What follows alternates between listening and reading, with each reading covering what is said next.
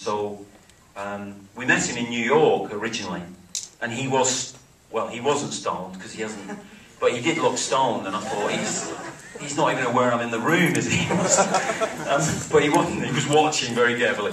And then we met him again, and he read for us, and he was fantastic, absolutely amazing. And we knew, you know, from our point of view, we got the guy we wanted. You know, he's not a lookalike for Ralston, but that wasn't the point. Really, we wanted to try and take the, you know, everybody in the audience through the experience with James. You know. I think Ryan Gosling actually looks like that, but anyway, that's no, it's perfect anyway. Sir. Mr. Boyle, my name is Yazid and I go to MIT. But before I ask my question, I actually met you last month in Heathrow, if you remember.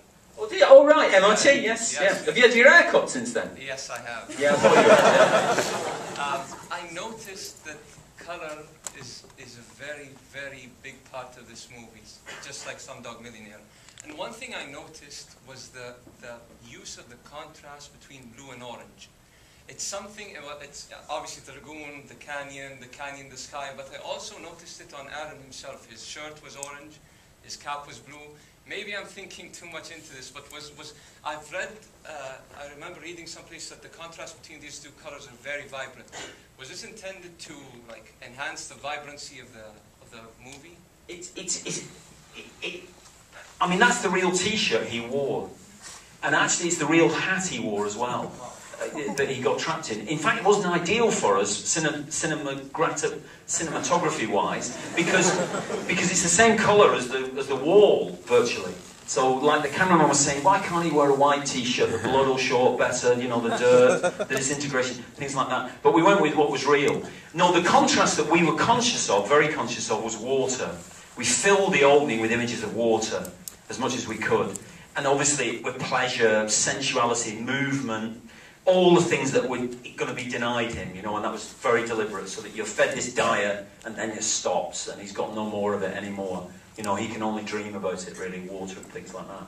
But other things do, I mean, obviously, it's a very, Utah as an experience, particularly the desert down south, is blue sky, red sand, you know, so those are primary things that are working on you, really. So that's why you picked it up, and it's not inaccurate, no. I'm not saying it's correct, but it's not inaccurate. You see what I mean? Okay. In the green shirt, please. I think the marketing for the movie uses the tagline, every second counts. So how did you and your co-screenwriter go about choosing moments from his 127-hour experience to make like a 2-hour movie? Well,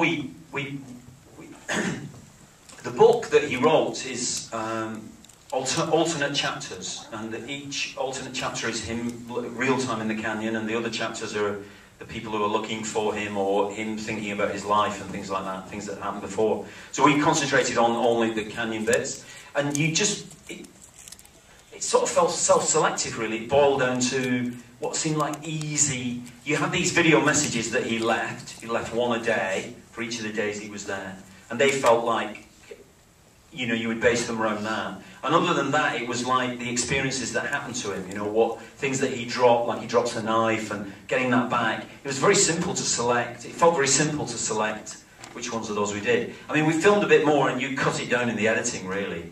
And they sort of suggest themselves, really, as you work through it. I did the first couple of drafts on this one, and then Simon Beaufoy took over, because I'm not a very good screenwriter, really. I mean, I kind of mapped it out, but it was torture, really. I'd much prefer to criticise screenwriting than do it. Okay, I think we have time for 3 more, and so we're going to go first to you. Hi, Mr. Boyle. Thanks for coming. I'm a film student at Boston University. So I have kind of a technical question. I'm assuming you shot, you said there are small cameras. I'm assuming you shot mostly digital. Was there ever a question about whether you would shoot digital or film? Yeah, we never shot. We shot a little bit of film, but no film in the canyon, because you couldn't move the cameras in there. Even the small movie cameras are too big for it. So we used these SI2K cameras, the silicon imaging 2Ks, which we used in Slumdog, and they're great. And also the fact, I mean, Aaron Ralston dictated this as well back in 2003, because he took a digital camera in there with him. So it felt absolutely organic for us to use digital cameras to record the recreation of his experiences, you know. So that's what we use the whole time, yeah.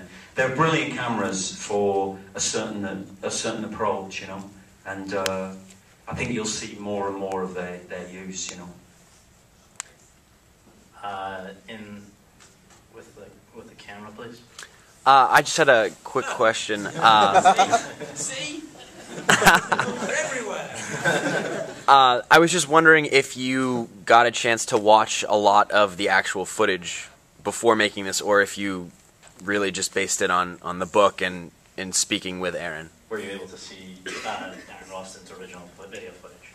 No, he doesn't, the videotape that he made, he has shown to very few people, and he was very clear he wasn't very keen to show it to us. And that made me think that when we saw it, as I hoped we would do, that it would be abject, you know, distressing, difficult to watch, things like that. It's not, in fact. He did show us the tape eventually and showed it to James. It's incredibly controlled. And of course, you can, as you watch it, there's about 45 minutes of it, you realise that what he's doing is he's trying to leave a dignified impression of himself.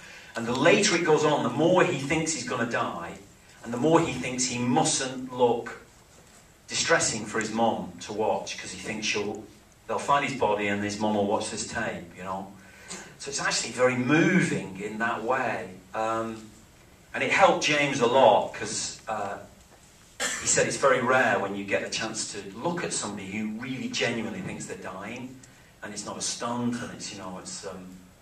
yeah, it was hugely helpful, and he did admit that he went back over, when he was distressed and he recorded something, he would go back over it and erase it and put something else there.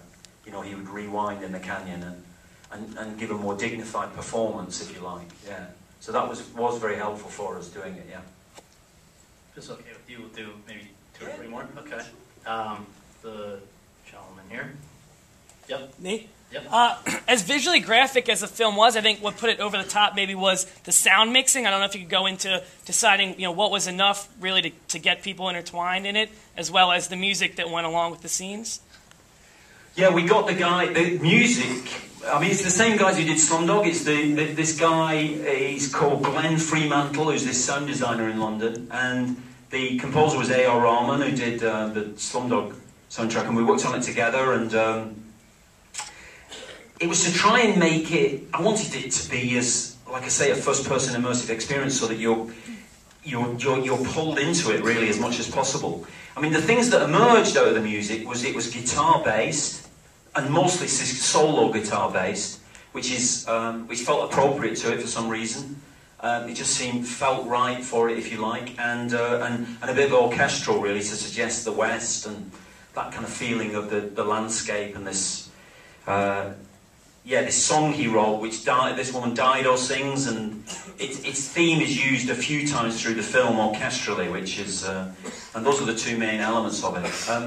It was just to try and make you experience it, really, and sound is 70% of movies, really. It's extraordinary, the effect, and it still is underappreciated, you know. All the focus goes on cinematography, but it's, I mean, when you make one, and any of you made them, I think you know it's like sound is, you know, if there's no sound, after a couple of minutes, doesn't matter what the cinematographer's like, they'll have walked out, you know, so it's all about the sound and the way that manipulates people and pushes you in there, I think.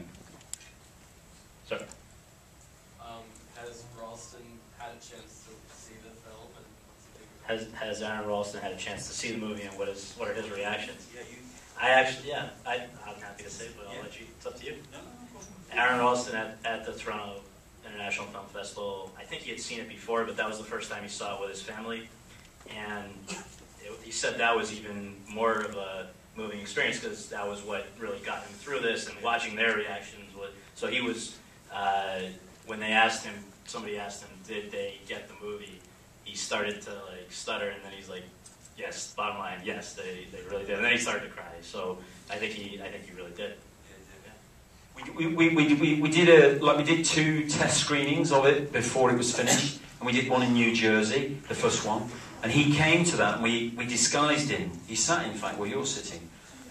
Just now, he sneaked in at the last minute, and he had hat on and a disguise on.